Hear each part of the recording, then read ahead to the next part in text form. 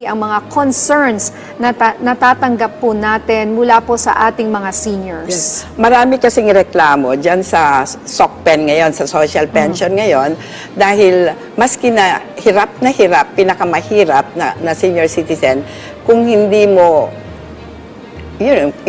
kung hindi mo kasama yung gumagawa ng listahan, and usually mga barangay captains ang gumagawa ng listahan, hindi na sila na-i-include na mag-pension. So yun ang madalas na reklamo na ano. So naisipan ko na ilaban yung universal social pension. Para ito wala nang lista-lista, wala nang pila-pila, ano na lang, lahat na lang ng senior citizens, age 60 and above, mayaman man, mahirap man, may pension man, wala, makakatanggap ng pension buwanan, no? Kasi sabi naman ng mga nagpe-pension ng GSIS, SSS, bakit pinaghirapan naman daw nila 'yon? Bakit naman sila madi-discriminate dito sa social pension, which is true naman, di ba? So, yun na lang ang pinaglalaban ko ngayon, and I hope nag-usap naman kami ni Speaker Martin Romualdez at meron naman ng pondo na nakita ang APRO. So, I hope naman ma-push through na ito. Kasi ito talaga ang clamor ng lahat ng senior citizens. Pwede po malaman, ma'am, magkano yung pondo na kakailanganin para dito at kung ilan yung mga seniors na magbe-benefit kung gagawin nating universal social pension? Di naman din ganun kadami po eh. Yes, oo. Mga almost more than 11 million. More than 11 million. And right now, it's how many? Yun nga. Ngayon, 4 million lang 4 yung million. indigents. Yes. And marami pang waiting na indigents din. Okay. Yun. So, sabi ko nga, kaysa naman mag-increase sa kokonti, lahatan na lang. Ilahat nyo na lang. Total, konti na lang naman ang idadagdag na pondo kung pangkalahatan. Mga magkano po kaya, ma'am? Mga 60 million. Billion. 60 billion ang idadagdag. Yes. Para kung lahat-lahat na po, Lahat regardless of indigent or hindi. Okay. Right now, mga 40 na. Kung i-increase ng 1,000 yung isa, Yes.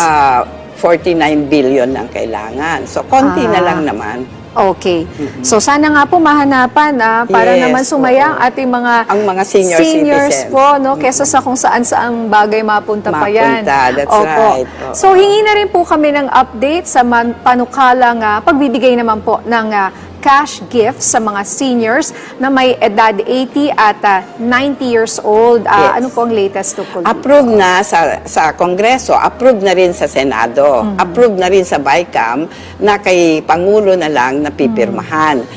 Na pag 80, 85, 90, 95, makatanggap ang senior citizens ng 10,000.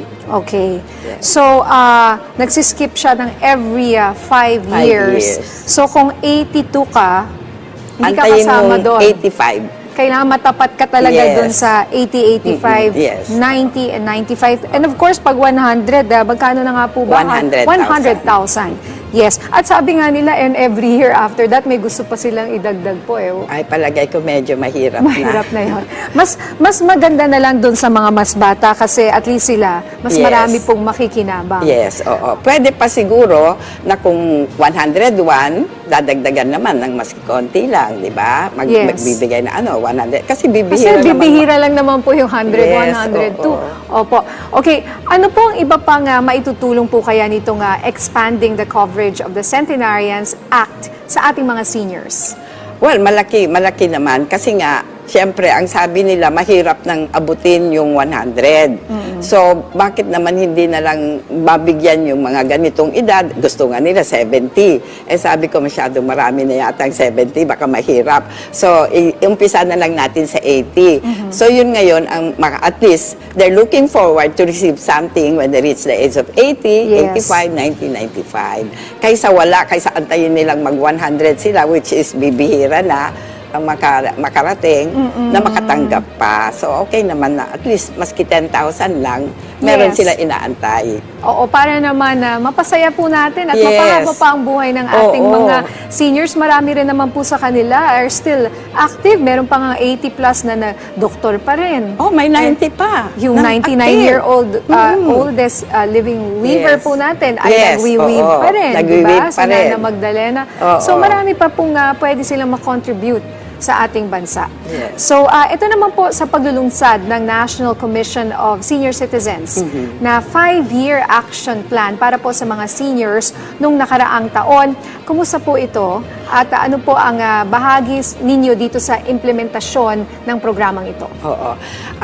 Tinutulungan ko itong kwan. Actually, nung 17 Congress, kami ang nag-propose nito at salamat naman at nagkaroon na kami ng sariling komisyon para maalagaan ng mabuti ang mga senior citizens, no?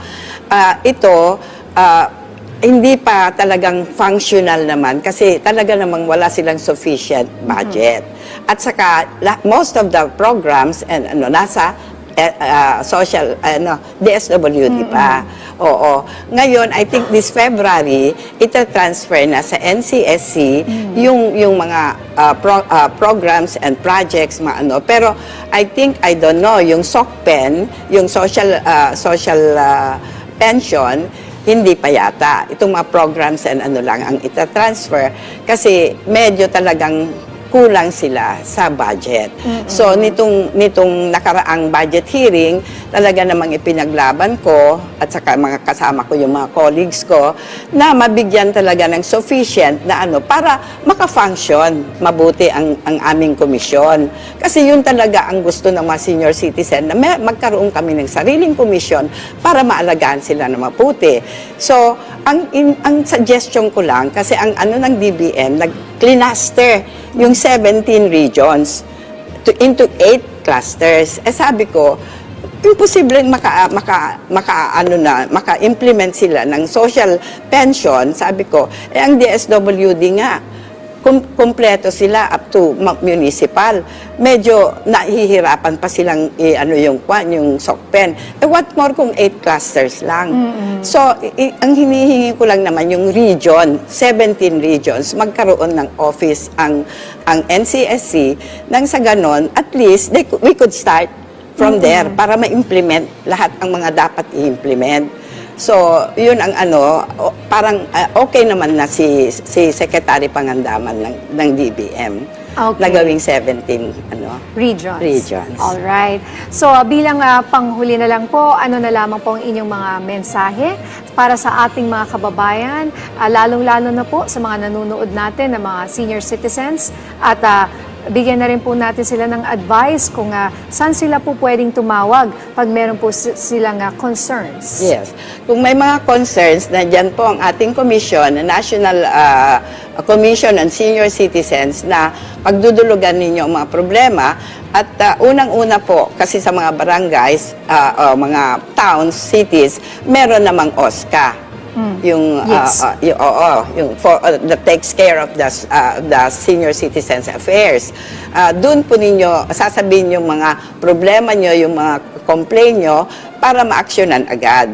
Ngayon, kung masyadong malaki po yung problema, pwede naman sa ating komisyon, at kung naman po, nandyan lang po ako, nandyan lang po ang opisina ko, bukas po ang opisina ko sa Congress para pumunta po kayo kung ano man po ang reklamo, ano man po ang problema niyo.